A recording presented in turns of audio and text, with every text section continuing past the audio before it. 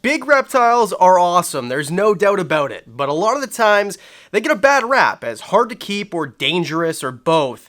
And although that can be true, what if I told you that there are five big beginner reptiles that might be right for you?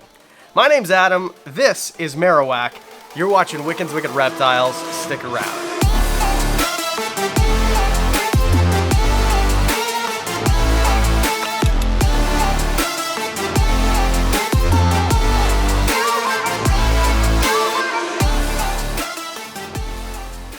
So let's start off with a disclaimer. This is a big-ish reptile, bigger than what I normally recommend for a beginner.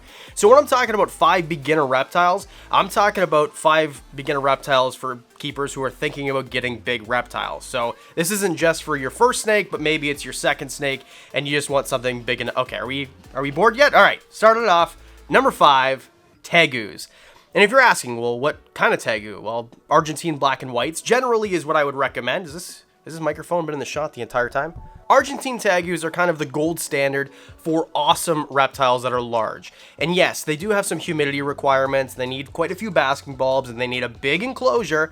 But look at this thing. This is amazing. Professor Herp, thanks again for the awesome footage. If you're looking for a lot of great Tagu information, then Professor Herp's your guy for sure.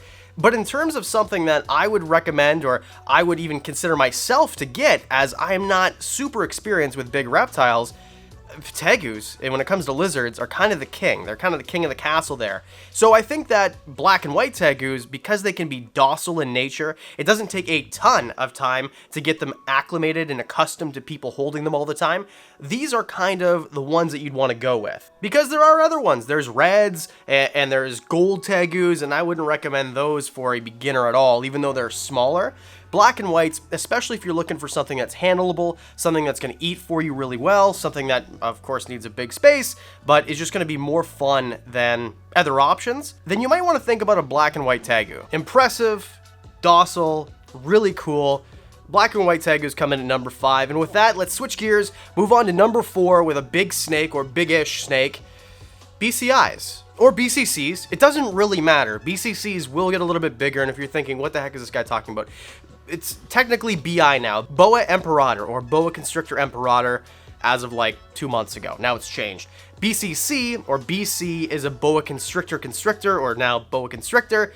What I'm trying to say here is Boas, basically. Central and South American Boas are pretty freaking awesome. They're absolutely stunning to look at. Now, there's 2 different types, like the 2 different types that I'm talking about here. BIs generally are the more common ones. This is where you get all your morphs. These guys are from Central America, and they stay a little bit smaller, and the tails aren't quite as red. With a BC, they're going to get a little bit bigger. Sometimes, some people say up to 12 to 14 feet, so we're getting on monster snake territory. And I want to make something abundantly clear here. For big snakes, anything on this list, I mean, this is a full well, we're going to talk about this in a second, but anything that is over 10 feet, I always recommend you handle with a friend. So if it's on the list and it gets over 10 feet, like, have a friend, because if you get into trouble with a 10-foot snake who thinks that you are food, you're gonna have a bad time. Now, on top of being beautiful, BIs normally are pretty predictable and docile, and this is something that I think is important on any beginner list. You want something that's not going to be scary to hold, or if it does kind of lash out at you, it's not gonna be able to really hurt you. So that's why I have them on the list like that. And I think that with a BI or a BC, a Boa Constrictor of any sort, basically, you're going to have something that could be really great for handling. Even if it's for a child, like let's suppose that you're looking for something that's a little bit big, but also you've got kids and you don't want to have to be worried about it. A full-grown man is going to be able to take a 8-foot BI away from a child if they need to, if it's getting scary for the child, right? With something like a retic or a Burmese python, this isn't always the case. Sometimes, you know, a 20-foot animal or even like a 15-foot animal, it's going to be a little bit harder to wrangle. And especially if you're a beginner with new reptiles, you want something that isn't so intimidating and so strong you're not going to be able to control it yourself. And I think that BIs and BCs are great for that. And on top of that, I mean, if you want something that is more impressive than a ball python and eats better than a ball python, and you don't want to spend a fortune, well, you can get a BI that's going to grow to 6 to 8 feet, something like that, eat every time that you try to feed it, and it's still only going to cost you like 40 bucks, 50 bucks, maybe $100 if you get it at a pet store. So you're not breaking the bank and you're getting something that's going to grow up to be very impressive. And to switch gears just a little bit more, let's move on to number 3, tortoises. And I know what most of you are thinking. Most tortoises aren't that big. In fact, of the ones that are affordable, there's really only one that would be considered a giant. Sulcata tortoises. Yeah, you're right. I mean, of course, if you have tons and tons of money, then you can always get galops and aldabras and things like that.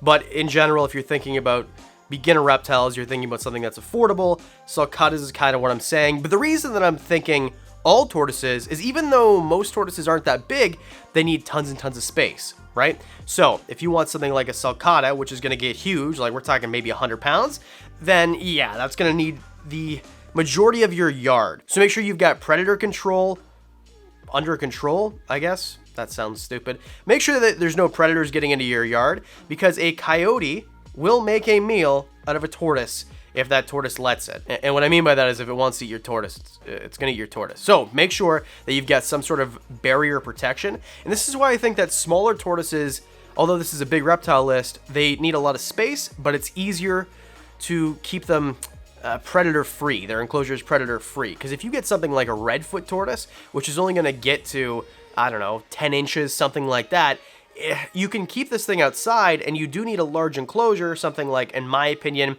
12 by 8 would be awesome for a few redfoot tortoises, or even bigger if you wanted. It's up to you, but it's easier to make a barrier to predators for that than it is, you know, half an acre yard or whatever. Not saying that you need a half an acre, but a lot of people that live out in the country, that live out in the middle of a place where you can afford to buy land like Texas or Arizona might keep these things. So in terms of big reptile, I just think that these guys are maybe one of the best you can get. They're super placid. A tortoise could bite you and it could scratch you, but it's not going to be as scary. A snake bite, for someone who's not acclimated to keeping reptiles, especially big ones, is scary.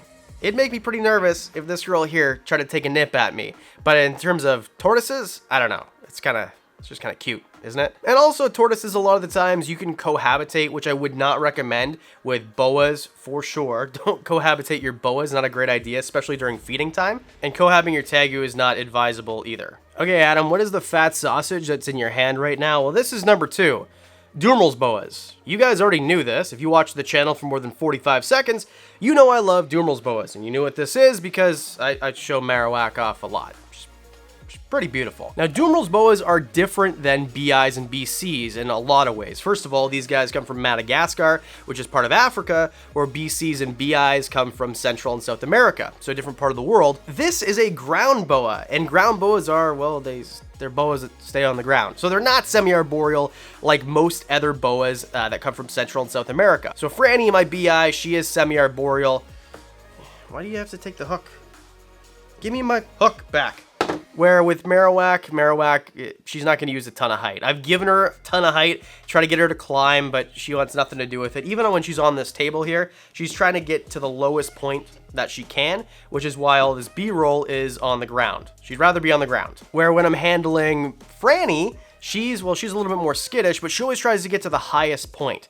And that's kind of a defense thing. They feel more comfortable there, and also they do a lot of hunting there as well, which is why they're going to be seen in the trees and use that height. Marowak here is normally a dream for handling, and it's always, you know, makes you a little nervous to say that when you have a snake in your hand that could possibly give you a pop.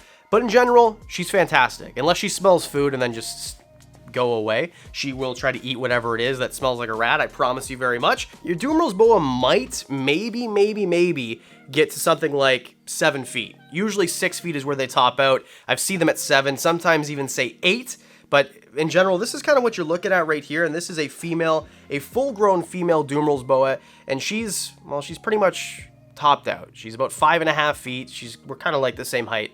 Twinsies. And as mentioned, these guys eat. Holy cow, do they eat. When they smell food, they will knock their hides over, knock their water bowls over. They will stop at nothing to get to that rat, or whatever it is that smells like a rat. So make sure your hand doesn't smell like it, because they got pretty big heads. They got big and powerful jaws. So if you're looking for something that is big, impressive, beautiful, I mean, look at the coloration. You're not going to find morphs, but look at this coloration and this pattern. Absolutely beautiful. So if that's what you're looking for, big, impressive, looks absolutely fantastic, beautiful, and also isn't going to be lethal, because a snake that's, 7 feet probably isn't going to kill you, then possibly a Durmals Boa is exactly what you need as a beginner into big reptiles. Let's finish it off. Number 1 in my dream reptile. Number 1 of any reptile I could possibly ever have.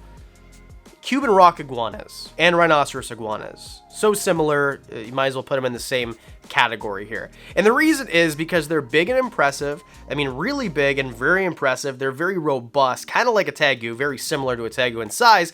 Now, these guys are from Cuba and surrounding islands, so no, they're not from the same part of the world. They're illegal in Canada, though. So if you're a Canadian viewer, I'm so sorry.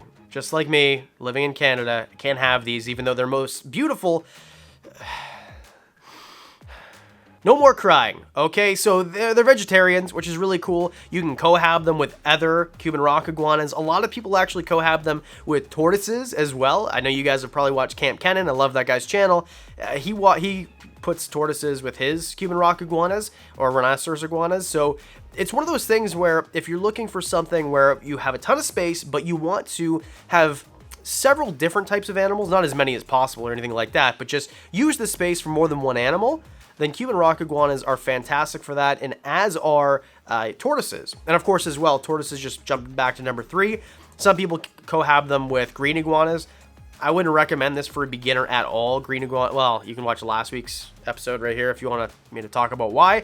But in general, Cuban rock iguanas are not very similar to green iguanas at all. They don't look the same. They don't act the same. They're a lot more docile. They're absolutely beautiful. They eat really well. They're not going to try to bite your hands off. They don't go through this puberty where they try to kill you at 3 years old. Just in general, they're much better. And also, they are more terrestrial than an iguana, a green iguana. Green iguanas are going to need a lot of space above in the trees. Cuban rock iguanas don't. So if you're the area that you want to make your outdoor enclosure for these guys doesn't have a bunch of trees or anything like that, then you're good to go. Like, look how beautiful this snake is. What do you think? Did I get it right? Is there something on the list that you wouldn't have put on the list? Is there something that should have been on the list? Let me know in the comments section below. I asked you guys what you want to see. You said you want to see big beginner reptiles, so here we are. Maybe next week it could be your video idea. Throw it in the comment section below. And as always, hit subscribe, and if there's nothing else, I'll tell you what, Big Reptile, they don't want you to know about the snakes, the suckling, and the snudders, okay? And the mother snake, they're snuckling. The mothers, they basically spit out the babies, and then the babies immediately right behind Uncle Joe's farm get the suckling on the snudders right away.